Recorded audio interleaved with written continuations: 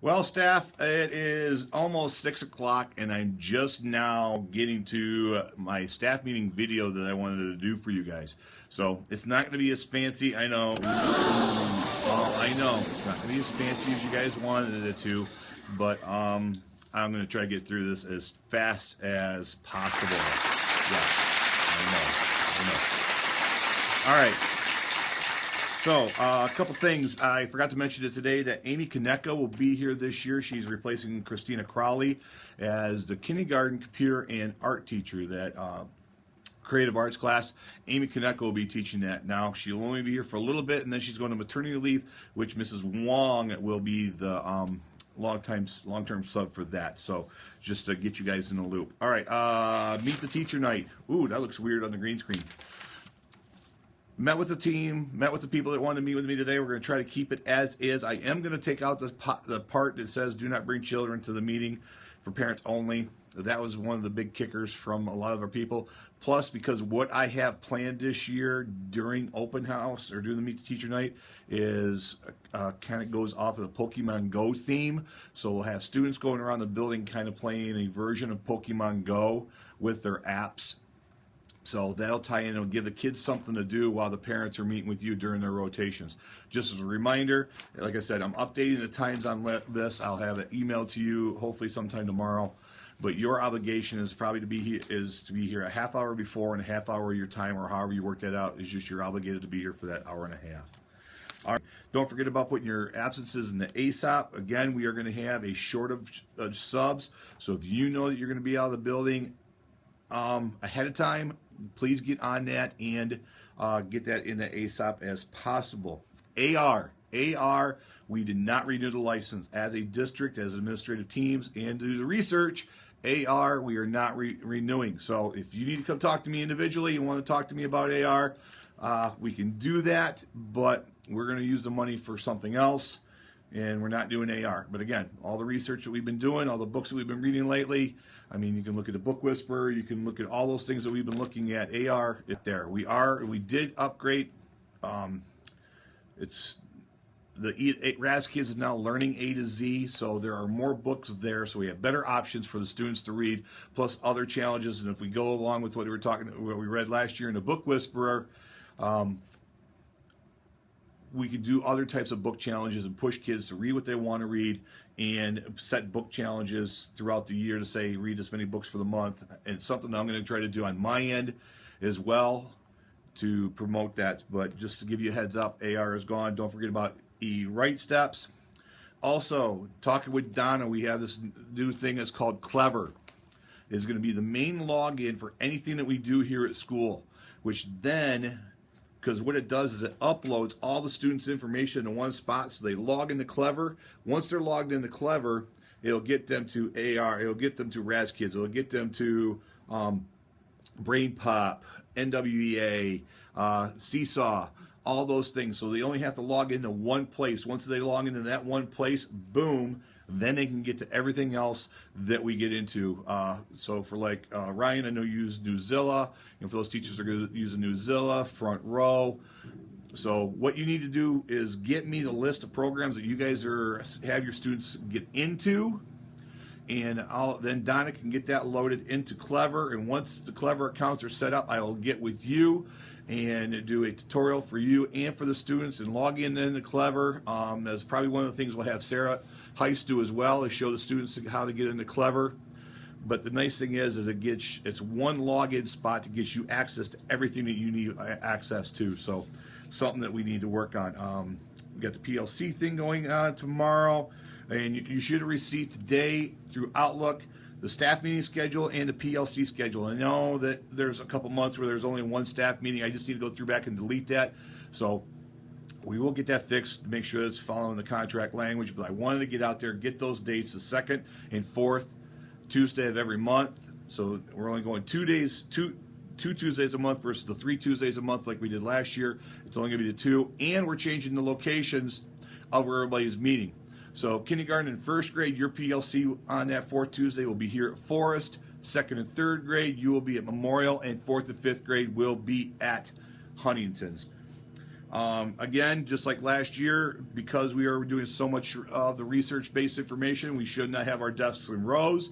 They should be grouped up in fours. So we are putting students in a situation where they're collaborating and learning from one another. And you'll hear a lot of this from me this year as part of the stuff that we're going to be working on through our professional development, through our staff meetings this year, of what can we do to help collaboration and help the students learn from each other, where they're doing more of the talking and you're doing less of the talking and more facilitating.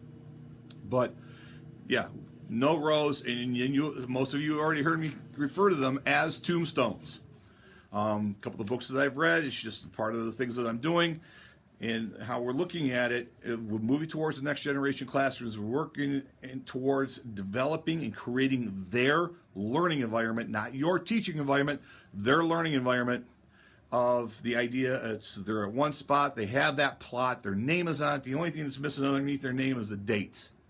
And that's kind of why I've been referring to them as tombstones. So we start looking at how can you configure your room where there is that collaboration. They are starting to learn from one another and developing that type of format. But that will be part of the professional development that we do this year. Speaking of technology, McCall this year is in Detroit, which you know that I'll be going. I've started that new subgroup with McCall for administrators and stuff like that, and I've been very active with that.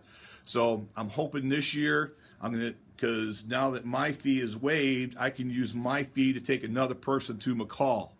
Instead of using the district money to pay for me, I get to go for free. So that means I can hopefully this year take 3 or 4 people to McCall this year, and it's in Detroit. So it's not like it's an overnight stay. It's right down the road, and if we can get the subs and get our information in early. So one, if you have not been to McCall, I'm going to be coming to you first, and then getting those 3 or 4 people this year to head downtown to Detroit for a couple days, go to McCall, and get involved with the technology aspect of everything. Let me see here. All right, going on, schedules. You should have received a link from me. I have done schedules different this year. Instead of using Outlook, I'm still using 365, but in essence, they're kind of like a Google Doc of signing up for the computer lab, the science lab, and art room, and signing out the moose and cows. As you saw, now we have 3 moose. We have a pink one, a green one, and a white one, and then the cow will slowly be condensed down to 1 because those netbooks are getting outdated, and as soon as those cows are starting to die, we're taking them out to the pasture and eventually be getting rid of them. So, but we are fortunate enough that at the end of the year, I was only told we were going to get 1 moose. Now we have 2, so we have a total of 3. But again, we're going to have to share the wealth. And as you saw on the flyer on how to sign up for the moose, make sure you're putting the name and how many you need, and blocking off those times. And I know they're already starting to fill up. I know the computer lab, because those of you who are checking your email are starting to see that. But make sure that you're filling it out properly. And you should have received your special schedule. Now with the special schedules, again, I'm listening. And based on our research and everything that we've been reading lately, the importance of having that PLC, the collaborative common planning time, I was able to get that worked into our schedule.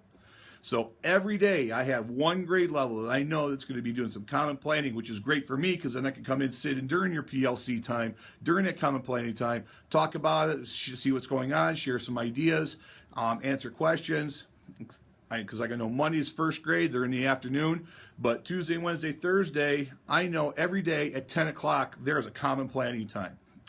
In the office, I have backpacks. The Rotary Club donated, I think, about 15 backpacks that are all loaded, got a calculator, pencils, note folders, stuff like that.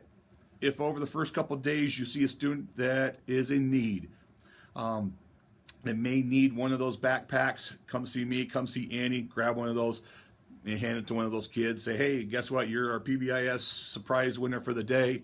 Here's a backpack with all the necessary supplies. Again, welcome to Sarah Heiss. I know that she has met with me several times. She's met with Todd. She's met with Amy Farkas and Mr. Ukranik to see and move our technology class a little bit farther and beyond than what it has been. We're going to do some keyboarding skills like we have been and do some coding, but I have a feeling that this class is going to turn more into a STEM class, and I know Sarah's excited about it. You know I'm excited about it when we talk about STEM. What I thought was really cool, and I want to touch on this real quick, was at the end of the school year when I had staff come up to me, because you guys know how much I've been reading and all the stuff that I've been doing, is looking at the different books that were available that people asked about reading. The Learn Like a Pirate, which is a really good book. I think Jen LaFair has it. It's a good, you can read it over a weekend. It's that good of a book. Launch was a fantastic book. I read that when I was in Hubbard Lake just as soon as we got out of school. It really focuses on Genius Hour, and it launches an acronym, and because I'm rambling, I can't remember what launch stands for, but it's an acronym of all the really cool things that we can do with Genius Hour and really changing how the scientific method, how students create and do those types of things. So I do believe I have 2 copies of those around, so if you want to read Launch, come see me, and you can borrow it over the weekend. Kids deserve it. You heard Mr. Piquel talk about it today. My goal was to hopefully get everybody a copy before school started. I'm telling you what, this book here got me excited about this year. And of all the books that I read, I think I went through 2 complete highlighters with this book of all the different ideas of things that we can do for you guys as a staff, but really focusing on the kids. I mean, me doing this and doing the green screen and doing the video this way and giving you guys your time as part of that kids deserve it thing, because giving you that time to do what you need to do. The kids deserve that versus me taking an hour of your time to sit and listen to me talk about this stuff. Now, book. The biggest hit, I think, was the Teach Like a Pirate. It's the Dave Burgess book. Will be coming this year to Wayne Risa.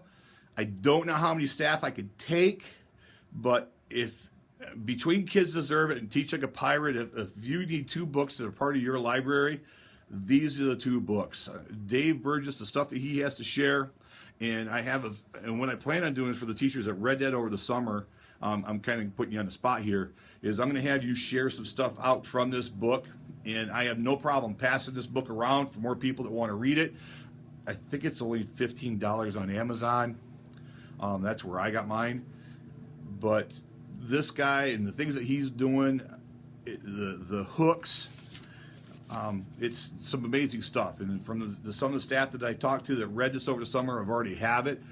They're just like, I can't wait to do this. This is really cool stuff. There's some hooks and all these great things it's in the book. It's stuff that you can take and use every day to really transform what you do in the classroom, which takes us right back to what the Kids Deserve It stuff. Everything that we do to transform and enhance their learning is there, and it's in the Teach Like a Pirate book. So just some of the books that I've read over the summer, and then the other books that I've shared is the Redesigned Learning Space. It's a really quick read. I think it's like 90 pages and stuff like that.